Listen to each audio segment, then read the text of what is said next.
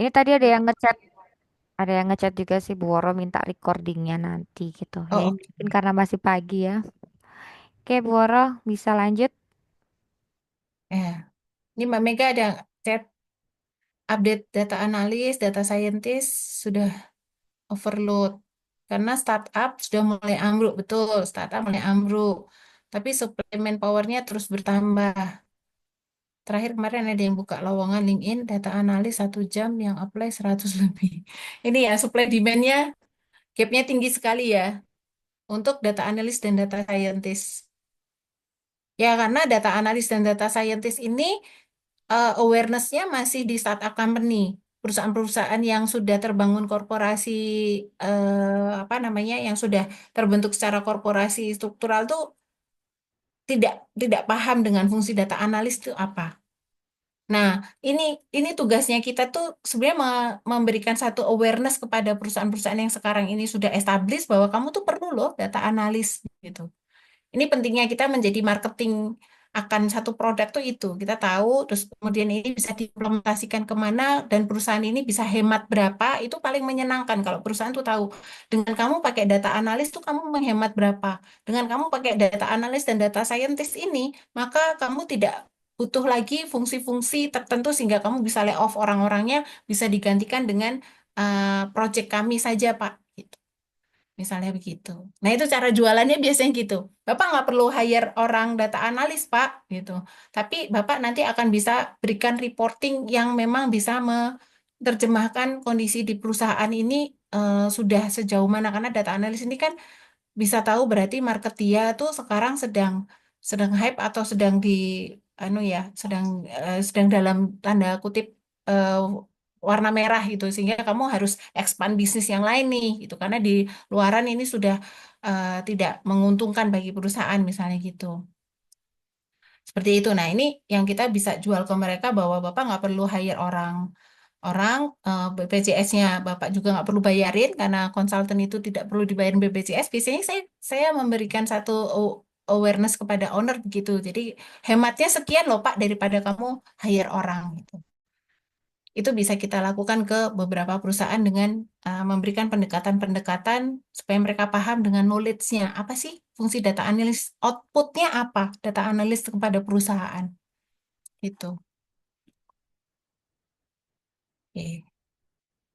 Saya lanjut. Nah, ini eh, kita mau bandingkan ya, mengkomparasi antara masa lalu karir yang apa diharapkan dari secara konvensional maupun nanti ke depannya dan saat ini yang sudah mulai tren ya gitu. Kalau dulu kan konvensional kan struktur banget ya, struktur struktural banget. Jadi otorisasinya adalah ya manajer, pasti bawahnya supervisor, bawahnya lagi adalah eh, junior staff atau senior staff kan gitu.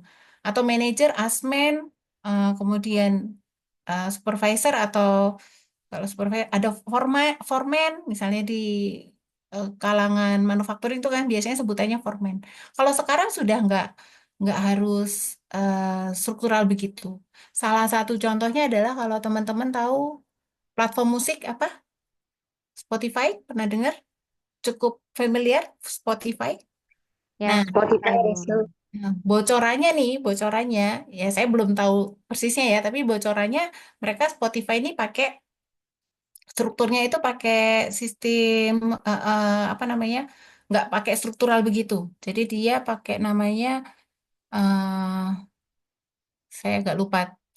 Tapi tidak secara otorisasi kewenangannya tuh tidak di sepenuhnya kepada pimpinannya gitu loh. Jadi dia dibentuk satu tim, bentuk satu tim kemudian langsung by project. Misalnya kayak kita nih, misalnya di sini ada bertujuh gitu ya. Kita mau bikin project ini.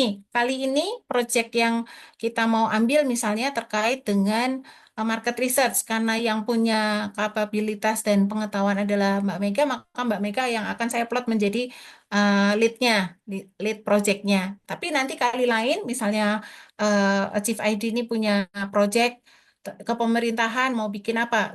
Penyusunan eh, penyusunan apa nih misalnya regulasi, regulasi perusahaan. Maka karena yang tahu administrasi perkantoran atau administrasi negara adalah Farah dan tadi Mbak salsabila, maka mereka lah yang menjadi lead project. Nah, ada beberapa perusahaan yang sudah menggunakan eh, squad, namanya squad. Jadi bukan struktur organisasinya itu bukan struktur organisasi yang piramid ya, tapi squad namanya. Nah, di dalam squad ini teman-teman nanti boleh googling ya. Squad ini sangat sangat agile sekali. Di dalam satu project saya bisa menjadi leader. Once nanti kalau misalnya saya tidak spesialis di situ, saya bisa menjadi team member saja. Itu squad team.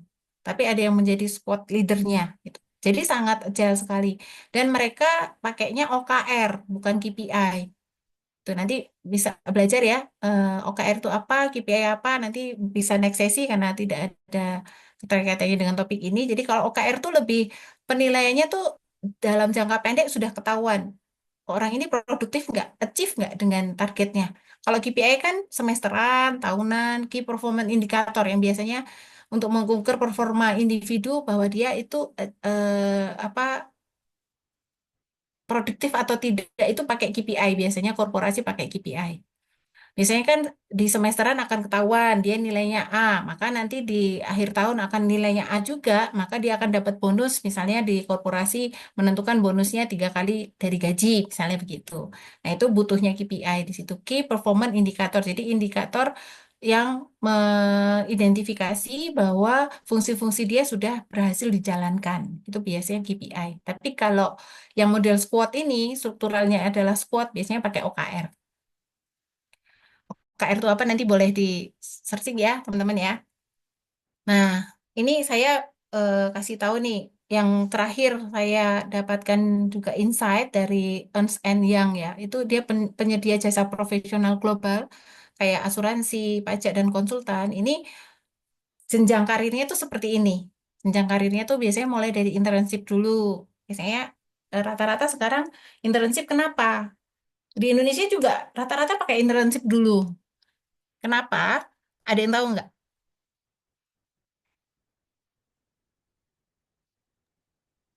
Kenapa ya Bu Waro itu Nah, ini ada memangnya HR nih. Ada HR, Mbak Romadina tuh. Mbak Romadina tuh HR bukan? Bukan ya? bukan Bu Waro. Oh, bukan. HR temenmu siapa namanya? Mbak Rifda. Mbak Rifda. Iya, Mbak Rifda. Kenapa kok pakai internship dulu sebelum masuk ke staff? Banyak bobotnya sih, Bu Woro. Jadi kalau internship itu biasanya yang pertama dari segi pembiayaan masih oke ya, Bu Woro, dibandingkan yang untuk full time. Kemudian selain daripada itu internship itu gunanya buat kaderisasi nanti ke depan jangka panjang. Jadi kalau memang sudah diajarkan ketika internship nanti ketika mungkin 1 tahun atau berapa tahun gitu ya Kenapa? Bu. Kemudian perusahaan itu membutuhkan SDM yang sudah sesuai dengan kapasitas intern itu tadi. Nah itu tinggal di hire aja, jadi nggak perlu lagi ada probation biasanya kalau di perusahaan. Gitu sih Bu Woro. Ya, exactly sangat betul ya yang disampaikan ya sama Mbak Rifda ya.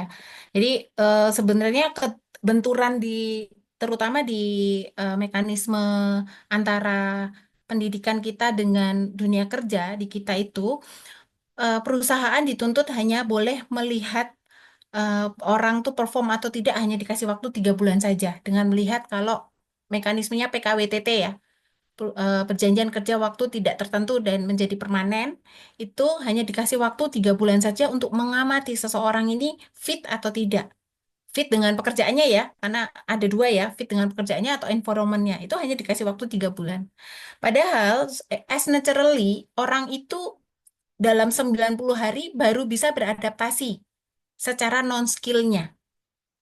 Kalau skill, itu kalau orang sudah nyaman, orang sudah paham bagaimana dia berinteraksi, bagaimana dia memberikan satu bentuk komunikasi yang pas, bagaimana dia berkoordinasi, pengenalan produk knowledge-nya. Setelah dia pas tahu, baru dia bisa technical skill-nya baru bisa dia kembangkan setelah 3 bulan. Nah, tapi kita ada kebentur sama regulasi kalau PKWTT biasanya ini ya di market sangat diharapkan sama anak-anak baru lulusan. Wah, PKWTT kan memberi jaminan karyawan tetap ya, gitu. Sehingga dia ngelamar lah kalau dia PKWTT. Berbeda dengan PKWT. PKWT itu kan kontrak, sifatnya kontrak. Jadi kalau kontrak itu di dalam regulasinya pun juga jelas kontrak itu tidak boleh lebih dari 5 tahun. Jadi kalau perusahaan memberikan di atas 5 tahun pasti akan ada pengawasan dari dinas tenaga kerja.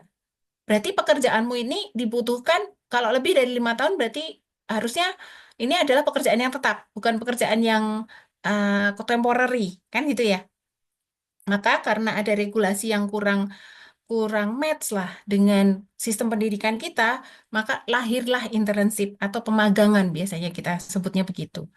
Karena apa? Ketika kita sebut itu dia internship tidak masuk ke dalam regulasinya apa regulasinya pemerintah untuk PKWTT atau PKWT. Dia masuknya ke pendidikan istilahnya apa ya praktek kerja kan? Praktek kerja. Jadi istilahnya masih masih ini ya PKL biasanya. PKL pun juga ada regulasinya, tidak boleh lebih dari 20 hari kerja dalam 1 bulan. Itu ada regulasinya. Dalam 1 hari pun juga maksimum berapa jam tuh ada aturannya tentang internship ini. Internship kan bahasa kerennya ya, tapi sebenarnya itu adalah uh, praktek kerja gitu. Ini untuk mengantisipasi karena sebenarnya ada gap-gap link and match yang nggak ketemu, jadi dia dilatih. Biasanya internship ini diberlakukan di beberapa perusahaan 6 sampai 1 tahun. 6 sampai 9 bulan pun sebenarnya sudah cukup ya. Nanti 3 bulan berikutnya untuk memvalidasi saja bahwa kadang-kadang gini, perusahaannya udah comfort dengan kandidat internship ini, tapi internshipnya yang bosenan. 1 tahun pergi gitu. Ya, karena apa ya? Karena dia merasa udah pinter sedikit gitu ya. Terus kemudian ada offering di tempat lain yang lebih secara secara mungkin passion pekerjaannya sama dengan bidang dia, dia langsung move tuh. Itu yang sering terjadi. Jadi anak-anak sekarang tuh untuk bertahan 2 tahun aja susah sekali. Susah sekali ya, harus harus bertahan 2 tahun, 1 tahun saja udah bagus banget tuh. Karena setelah setahun biasanya dia merasa sudah mampu, oh caranya bekerja begini ya. Terus saya sudah punya merasa experience, kemudian kalau ditawarin di perusahaan lain dia langsung move tanpa dia menyadari bahwa dia move itu harus adaptasi lagi kan sebenarnya gitu. Nah, kemudian setelah internship kurang lebihnya 6 sampai 9 bulan barulah dia masuk ke staff. Biasanya kalau perusahaan-perusahaan yang sudah regulasinya bagus biasanya langsung ke PKWTT atau permanen. Setelah permanen nanti 1 tahun akan lihat nih staffnya pun juga ada grading ya. Staff junior, staff middle atau staff senior. Baru nanti masuk ke biasanya senior nu udah supervisor atau asmen. Terus kemudian ke manajer. Nah, ini kan ada tahapannya nih. Biasanya senior tuh 3 tahun. Nah, teman-teman di sini juga harus bisa jadi katalisator ya. Kalau saya 3 tahun udah menjadi senior staff tapi nggak bergerak bergerak nih level saya ini sudah saatnya saya warning untuk pindah cari level yang lebih up karena ini upgrade-nya pasti untuk diri sendiri akan lemah ya gitu karena kita jadi tidak pernah punya kapasitas untuk menjadi manajer kan berarti kewenangannya harusnya lebih ya. Itu lebih ke ini apa skill manajerialnya yang harusnya kita perhatikan ke diri kita sendiri. Ini bisa menjadi katalisator kita gitu. Saya dulu supervisor cuman butuh, saya masuk lulusan UGM, masuk langsung jadi, pertama internship. Internship itu dikasih waktu 6 bulan waktu itu. Di salah satu perusahaan joint venture sama Jepang, manufacturing, 6 bulan dikasih waktu jadi internship. Waktu itu 6 bulan target saya, tapi ternyata cukup 3 bulan saja karena saya menciptakan alat tes. Setelah saya menciptakan alat tes dan itu cukup efektif, selain saya diangkat menjadi langsung menjadi PKWTT, saya langsung dikasih kenaikan gaji yang fantastis lah waktu itu. Itu startnya, ini cerita ya. Terus kemudian saya di supervisory level itu dari ya 6 tahun saja di supervisory level. Jadi saya merasakan menjadi staff itu hanya 3 bulan saja. Setelahnya di supervisory level itu sekitar 2002, 2004 sampai 2010. Nah, ketahuan umurnya ya. Kalian belum lahir ya? Udah belum sih? 2010 itu udah masuk ke managerial level. Karena waktu saya menjadi supervisor itu pun juga menangani dua dua fungsi, yaitu rekrutmen dan training. Jadi sekaligus di dua dua seksi lah, dua kepala seksi kan. Kalau bahasa pemerintahannya itu biasanya kepala seksi. Saya menangani seksi pelatihan sama seksi penerimaan pegawai gitu. Nah, setelah 6 tahun, terus kemudian ada satu perusahaan yang dari Jakarta cukup cukup besar lah ya, punya klien-klien cukup besar, meminta saya untuk jadi kepala cabang.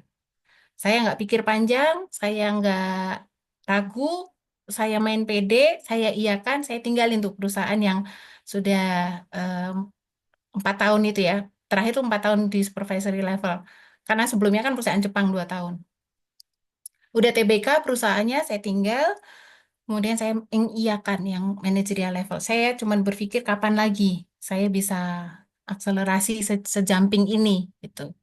Fantastis juga kenaikan salary-nya bisa 3 kali lipat pada saat itu, sehingga di managerial level itulah startnya saya sudah ke level yang di manajerial ya, di situ startnya.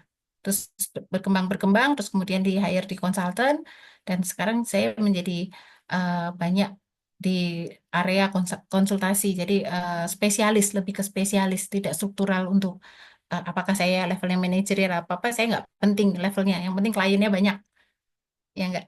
Yang penting marginnya banyak, gitu. Ini kita bisa terakhir ya. Jadi teman-teman bisa jadi indikator. Oh, kalau saya stuck sekarang di senior staff sudah 3 tahun nggak bergerak-bergerak, ada apa nih? Nah ini harus ada dua sisi nih melihatnya dari evaluasi ke diri kita sendiri dan juga evaluasi ke company ya. Jangan-jangan company-nya juga nggak growth. Itu tidak memikirkan ini ya jenjang karirnya. Sampai sini ada yang mau tanya? Menarik nih. Kadang-kadang kan. Oke, thank you Bu Woro. Ini yang karir pet leader ini sebenarnya kemarin sempet itu sih Bu Woro. Saya kan bantu untuk Miss Mega ya buat your prospect in your career gitu. Mungkin Miss Mega ada yang bertanyakan dulu atau teman-teman terkait dengan ini. Kemarin misalnya nih mau jadi manajer, nah ini jadi bisa menggunakan metode karir pet leader Miss. Ya nggak Bu Woro? Ya. Dan di situ ada Oke. kayak kompetensi yang disyaratkan ya. Jadi seorang Hmm. manajer itu juga harus paham dengan pengelolaan klien. Namanya klien itu kan tidak hanya eksternal klien ya. Kita sebagai manajer, manajer misalnya saya manajer HR, klien saya siapa ya? The whole process, the all function itu menjadi klien saya.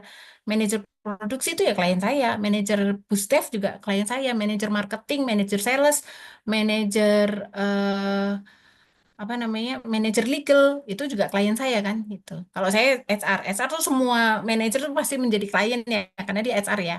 Gitu. Legal juga begitu. Legal kan dia menangani perjanjian-perjanjian di masing-masing departemen biasanya. Nah, legal juga semua kliennya. Jadi pengelolaan klien ini juga menjadi mandatory kompetensi yang disyaratkan untuk menjadi seorang manajer. Terus bagaimana dia bisa mengkoordinasikan beberapa proyek karena ketika kita diberikan kewenangan sebagai managerial level itu biasanya kita ada beberapa proyek yang harus due date-nya itu sangat ketat ya. Itu biasanya. Nah, ini bagaimana kita mengelola karena kita punya tim, kalau manajer kan pasti punya tim ya. Kalau nggak punya tim kan biasanya spesialis tuh namanya. Nah, dia punya tim dia harus mendelegasikan. Kemampuan delegasi itu tidak mudah loh ya. Bahkan beberapa klien kami eh, seringnya ya 50% lah klien kami itu stagnan bisnisnya karena di- mereka tidak percaya dengan timnya. Jadi semua harus BKO-nya ke dia, bahwa kendali operationnya harus ke dia. All level tuh semua laporannya ke dia. Nah, saya sering memberikan satu joke sama si pemilik bisnis ini. Saya bilang, nah kalau Bapak ngurusin internalnya, kapan Bapak jualan? Kapan Bapak networking dengan bisnis apa bisnis kanan kirinya? Kapan Bapak bisa nengok-nengok nih sebenarnya kompetitor Bapak tuh udah di mana? Kalau Bapak udah urusannya masih ngurusin anak admin nggak masuk aja udah harus Bapak yang negur kan gitu ya. Satpam nggak masuk aja harus Bapak yang negur. Nah itu delegasi Bapak ke timnya tuh mana gitu ya. Sering saya berikan satu pemahaman kepada business owner seperti itu. Jadi kalau Bapak sudah bentuk satu struktur organisasi, harusnya berikan satu trust kepada mereka. Nah, justru supaya trustnya ini indikatornya bisa kita kelola, itu ya tadi pakai KPI atau OKR yang mereka harus reporting. gitu. Makanya semalam tuh saya ditunjukkan dashboard, dashboard sama Mas Fian ya itu bagus banget tuh. Nanti bisa kita apa optimalkan untuk memberikan memberikan satu produk ke UMKM UMKM bagaimana dia bisa remote ya. Meskipun dia jualan, dia sampai ke luar negeri jualan ekspansi bisnisnya, dia tetap bisa remote pekerjaannya dari platform yang semalam Mas Fian ya tunjukkan ke saya. Tuh. Oke, Bu Woro, ini ada Hmm. yang bertanya Bu Woro dari Ya, Salsabila ini. Izin Farah bacakan ya. ya. Izin tanya Bu, kalau berpindah company gitu ada tantangan berupa perbedaan budaya organisasinya nggak ya gitu? Itu bagaimana cara menanganinya dan bagaimana kita tahu kalau budaya organisasi suatu company itu bagus? Oke, jadi terkait dengan good corporate culture Bu Goro, mungkin Ya, bisa dijawab dulu dari Miss Salsa. Teman-teman ya. kalau mau nanya boleh ya, raise hand gitu. Mbak Salsa, ini tadi mungkin Mbak Salsa belum masuk ya waktu saya cerita bahwa saya di hire sama satu company asing, terus saya tanya balik ke corporate culture-nya di sini bagaimana gitu. Selalu tanyakan itu kepada mereka. Value yang diharapkan sebagai pegawai, kalau saya join di sini, misalnya interview boleh loh, kalian tanya sama HR-nya. Jangan-jangan HR-nya juga kagak ngerti. Kebanyakan malah kagak ngerti value perusahaan itu apa gitu. Tapi paling tidak kita one step forward bahwa kita itu lebih confident daripada yang memberikan interview. Value kamu tuh kayak apa sih? Kalau value-nya nggak cocok, mending gua nggak usah jadi join deh gitu loh. Maksudnya, paham ya? Tuh, contohnya misalnya, dia bilang value kita salah satunya adalah integrity, misalnya. Integrity itu kan berarti integritas dong. Tuh, oke. Perilaku integritas apa yang diharapkan dari owner untuk level manager, misalnya gitu. Tanya saya sama dia, dia paham nggak perilaku-perilaku, contoh perilaku apa yang diharapkan dari manajernya atau dari si owner terhadap manajernya, bahwa itu integrity ini kan absurd ya, abu-abu banget, bener nggak? Walk the talk itu kan abu-abu banget ya. Betul kan? Sering kita walk the talk itu tuh eh, kita promise akan selesai due date untuk satu pekerjaan project, misalnya 1 minggu. Kita ngomong sama atasan kita. 1 minggu ya Bu, saya selesaikan. Dan ternyata sering molor. Belum setelah setelah 12 hari baru kita, Bu, saya submit gitu. Si manajernya pun juga lupa sama ini, sama apa namanya, karena pekerjaannya banyak sekali, kompleks. Biasanya di level-level itu kepala divisi itu kan atau GM itu kan biasanya udah udah banyak hal yang dia harus kerjakan, dia lupa bahwa manajernya itu punya due date 1 minggu gitu. Nah, itu bisa dilihat kalau due date dia sering meleset dari reportingnya, makanya dashboard itu penting. Dia submission reporting kan, dari due date yang harusnya 7 hari menjadi 12 hari, itu di KPI biasanya akan menjadi sinyal tuh. Orang ini orang ini tidak menjalankan integritinya. Kan waktu talk dia bilangnya 7 minggu selesai. Ya dia harus harus submission at least 7 hari itu udah yang paling lambat gitu. Itu contoh. Terus kemudian misalnya dia bilang, saya akan ada agenda weekly meeting atau bi-weekly meeting. Dengan output agenda ini harus saya kerjakan, harus saya berikan nanti setelah meeting gitu ya. Nah, tapi ternyata di reporting dia nggak muncul. Nah, itu integrity. Apa yang kita janjikan kepada perusahaan tuh harus kita tepati. Itu misalnya, itu contohnya. Kembali ke pertanyaannya, bagaimana kita mendeteksi ya? Ajak ngobrol aja HR-nya. Kalau di sini value yang diharapkan sama corporate-nya apa ya? Sama corporate value-nya apa ya? Kalau dia tidak bisa jawab, itu bisa jadi warning kita. Jangan-jangan dia nggak punya value. Nah, biasanya kalau nggak punya value, perusahaan itu akan sporadis. eh Biasanya subjektivitas pimpinan itu yang dipegang. Karena ownernya percaya sama pimpinan. Tapi pimpinan dalam menilai seseorang kan indikatornya jadi nggak seragam ya. Indikator, misalnya indikator saya suka sama tim yang disiplin. Disiplin apa? Dalam submission report, disiplin dia harusnya jam 8 masuk tapi jam 7 datang gitu ya. Terus disiplin pulangnya juga jam 5 disiplin gitu ya, nggak lebih dari jam 5 gitu misalnya. Tapi saya sebagai manajer punya tim yang seperti itu saya senang, belum tentu Mbak Rifda juga senang punya tim yang begitu. Berarti nggak loyal dong kalau jam 5 pulang. Harusnya kan dia jam 7. Pokoknya saya orientasinya adalah orientasi hasil. mau jam berapapun dia pulang, yang penting report dia masuk nih, gitu. Kan beda-beda jadinya. Ukuran keberhasilan saya misalnya saya manajer HR, Mbak Rifda misalnya manajer R&D misalnya, Research and Development Manager. Mbak Rifda menganggap orang ini loyal karena dia meskipun kerjaannya belum selesai, dia mau apa namanya lembur sampai jam 7 pulangnya nggak harus tenggo. Kalau saya orang yang nggak tenggo itu berarti dia manajemen waktunya tidak baik. Misalnya saya punya punya pandangan begitu kan jadi beda ya. Antar manajer ini aja udah beda cara pandangnya. Nah, itu yang harus diseragamkan sama corporate ini tuh mau memandang seseorang produktif tuh dari kacamata mana?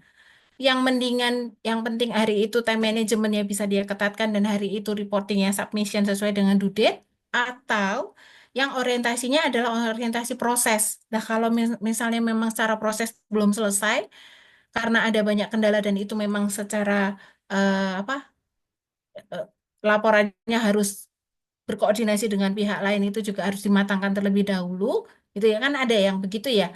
Kadang-kadang kita due date-nya diminta dari manajer itu tidak tahu kenapa menjadi dasar due date-nya hari ini selesai. Kalau saya, pengalaman saya, kalau saya dikasih due date, saya akan gini, saya pertimbangan dulu ya Bu, Pak, kira-kira ini bisa selesai nggak hari ini? Berarti, atau kalau misalnya saya punya priority yang lain, saya akan tanya, saya akan sampaikan kepada atasan saya gini, saya punya priority ini Pak. Jadi Bapak maunya yang mana nih, priority? Mau didulukan yang mana? Kita harus asertif ya, ngomong begitu sama atasan kita. Bapak yang mau yang mana? Kemarin Bapak kasih saya hari ini due date ini. Kemudian ini saya ditambahkan lagi due date. Ini lebih penting yang mana, Mbak? Pak, first first thing first ya. Saya selalu akan tanyakan supaya kita clear. Jadi direction dia ke saya pun saya juga memberikan satu satu janji itu nggak molor dari kesepakatan komitmen dulu di awal. Nah, nanti dia bilang, oh iya ya, kemarin kamu harus kerjakan ini. Iya, Pak. Jadi mana duluan nih, Bapak butuhnya yang mana duluan ya? Namanya kita kita memberikan support kepada pimpinan ya. Saya tanya, tiba-tiba dia mungkin dadakan diminta sama ownernya berbeda nih hari itu karena ini mungkin accident ya. Kalau udah sifatnya accident kan kita mau nggak mau submit kan. Ya udah yang oke. Berarti yang laporan kemarin, kalau saya belum submit hari ini tidak dianggap gagal ya Pak. Saya kerjakan ini dulu. Biasanya gitu. Atau berarti saya boleh lembur ya Pak hari ini overtime. Jangan anggap overtime saya ini karena saya mau molor-molorin pekerjaan. Tapi karena memang saya harus selesaikan dua-duanya. Tapi prioritas yang berarti tugas yang kedua ya Pak. Gitu. Nah, ujungnya adalah nanti pada saat interview Mbak dan Mas di sini boleh tanya ya sama company-nya. Tanya di sini corporate value-nya apa ya? Sudah punya corporate value nggak? Gitu. Kalau belum punya, tanyakan juga. Kira-kira ada arah ke sana nggak? Gitu. Tanya. Dengan menanyakan itu kepada HR-nya dan HR tidak bisa menjawab, itu sebenarnya sudah menjadi indikator perusahaan ini kurang matang dalam memperhatikan people-nya. Gitu. Karena value, jangankan value value personal, value korporasi aja dia nggak pikirin, apalagi value personal gitu loh maksudnya. Paham ya? Clear nggak jawaban saya? Clear, Bu, sangat menjawab. Terima kasih. Oke. Oke, gimana menghadapi ketika ada kesenjangan gaji? Misalnya pegawai A gajinya 3 juta dengan skill pas-pasan, deadline-nya molor. Pegawai B gaji 2 juta dengan skill bagus, deadline-nya tercapai. Kalau harus mengeluarkan pegawai A, tercapai. Kalau harus mengeluarkan pegawai A. Deadline tercapai, kalau harus mengeluarkan A, tim masih... Oh, oke. Ya, ya, ya, ya. Ini fenomena yang umum. Karena biasanya perusahaan tuh jarang yang punya grading salary. Grading salary itu punya leveling leveling kesulitan atau kompetensi ya. Grading salary itu harusnya ada indikator misalnya supervisor saja harus ada A, B, dan C misalnya. Level A, level B, level C. Level A misalnya kita sepakati level A adalah level yang junior, level B adalah level moderate, level C misalnya level yang senior. Berarti supervisor yang level A itu yang baru 1 tahun menjadi supervisor. 1 tahun. Berarti dia punya syarat apa? Syarat kompetensi, mampu mampu melakukan 1, 2, 3 item Untuk level B itu berarti mampu melakukan 4 item. Level C, karena dia senior, maka dia harus mampu melakukan 8 item, misalnya gitu. Itu tuh ada namanya matriks kompetensi. Nah, itu SR-nya harusnya bikin matriks kompetensi. Sehingga ketika dia menetapkan pada saat hire orang, saya akan cek dia sudah pernah melakukan ini enggak. Saya coba misalnya ada lowongan yang saya buka untuk supervisor sales gitu ya, supervisor sales. Kemudian saya tanya sama dia, kamu pada saat melakukan pekerjaan sebelumnya sudah pernah lakukan ini? Misalnya 8 item yang tadi kita anggap senior, karena kita sebenarnya open position untuk senior, saya cek 8 item tadi saya cek. Kamu pernah melakukan at least random lah. Dari 4 dari 8 tuh saya tanyakan. Dari 8 fungsi item ini kamu pernah lakukan mana saja? Biasanya saya tanyakan. Oke, ceritakan ke saya. Ceritakan pakai teknik STAR.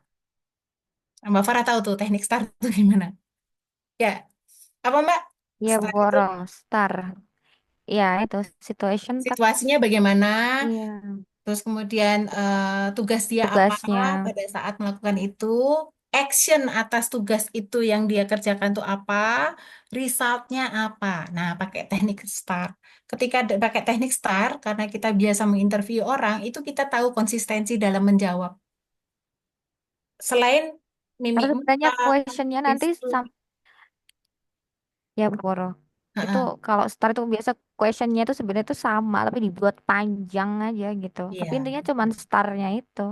Iya, yang intinya tuh starnya. Nah, kalau kita biasa melakukan technical star ini, nggak usah sampai resultnya aja kita udah bisa ketemu. Ah, ini orang ngarang nih ceritanya gitu. Wah, ini orang nggak konsisten nih. Gitu. Kita udah bisa tahu. Gitu. Jadi dia ngada-ngada atau paling nggak ini. Oh, dia masih confused dengan leveling di supervisor level.